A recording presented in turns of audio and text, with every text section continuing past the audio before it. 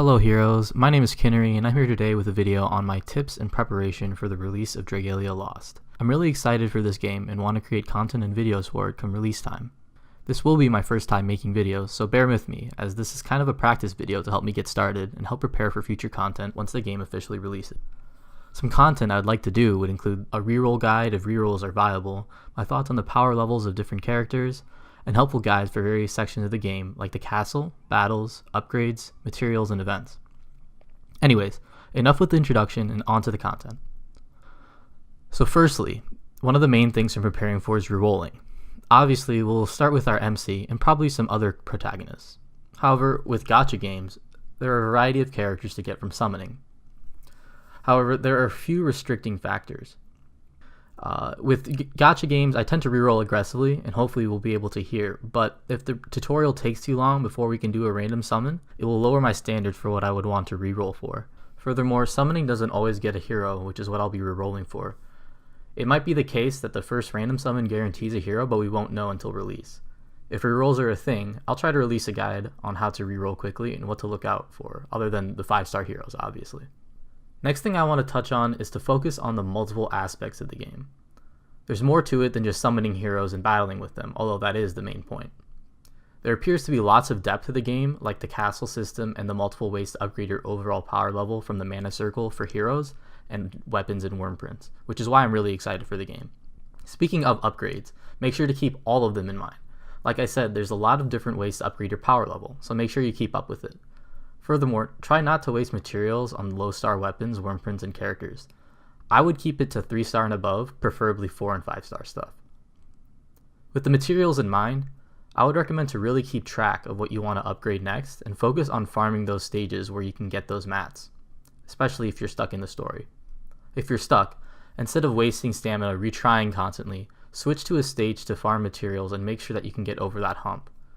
I usually try twice maximum for a stage in other games, and that's only if I felt I was close to beating the stage. Otherwise, after the first failure, I would try to go back to farming a stage for materials.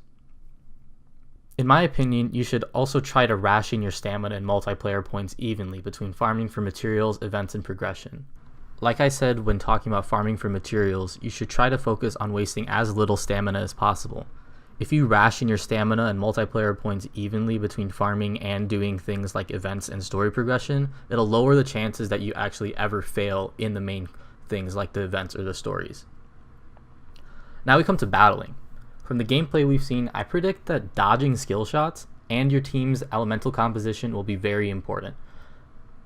Obviously, there will be also the overall team composition for rarities such as 5-star, 3-star, 4-star, all that sort of stuff, and the equipment that you have. But I really think that elemental composition as well as your skill for dodging will be important. In the gameplay video, we didn't really see any items such as health potions to try and heal your main characters. So I really think that healers as well as preserving your overall health through dodging is going to help you in the long run.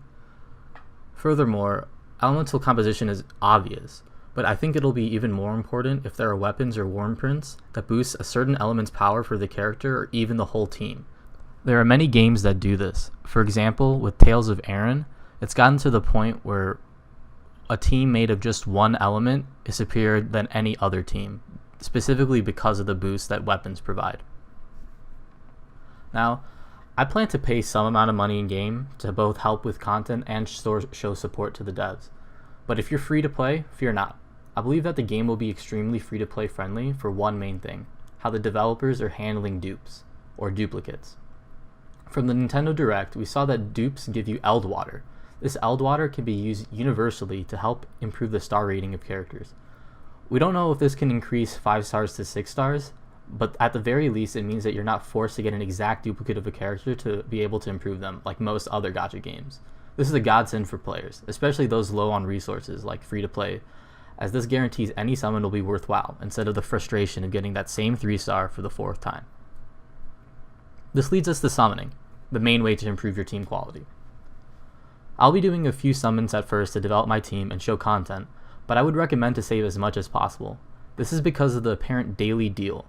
I believe that the daily deal is a cheaper single summon with a limit 1 that resets daily, but it could also be an in-app purchase deal. However, with the assumption that it's actually just a cheaper single summon, I think it would be wise to save your Wormite and Diamantium for the daily deal, especially if there's a daily quest to summon once, like there is in many other gachas. Another thing to note is that since this is a Nintendo game, there's a large chance that you can use Nintendo points, or Platinum points as they're called, to get some in-game currency. It isn't confirmed, but they did it for Fire Emblem Heroes and Super Mario Run, so I think there's a good chance. Also, quick aside, I don't really expect everybody to do this, but personally I plan on getting as much character info to help out the wiki and the DL community. It helps out immensely with the community tier list and content production, especially at the beginning. So if you'd like to help out, wiki link is in the description.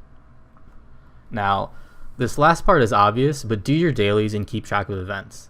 It seems that stamina is going to be a very large bottleneck for content, since we saw that your early maximum was 15 for stamina and it costs 5 to go on a mission. Now at first it'll be really quickly to level up, and I assume that your stamina will automatically refresh with each level up, but still, it's really important to keep track of your stamina and make sure that you can finish all your daily quests and try to do your events as much as possible. This leads back to the idea of rationing your stamina out and making sure it doesn't go to waste, especially if a failed mission means a third of your playtime for the session is gone. This also applies to multiplayer points. We don't know if it also costs stamina to join a multiplayer room, but hopefully not. Just make sure to use all your resources properly. And that's a wrap. I hope you all enjoyed my thoughts and tips. Some of it may have been obvious, but I tried to develop the ideas a bit more with how I believe overall gameplay will pan out, especially with my experiences in other mobile and gacha games. Let me know if I missed something, messed up something, some ways to improve, or just comment to say hi. And if you enjoyed, I'd love it if you could give a like or press subscribe. Hopefully come release time I'll also be creating a guild, so it'd be great if you'd want to join. Anyways, again, this was my first video, so I'd love any and all criticism, and I really just can't wait for release, and we'll hopefully have a ton of better content for you all in the future. Peace out, heroes.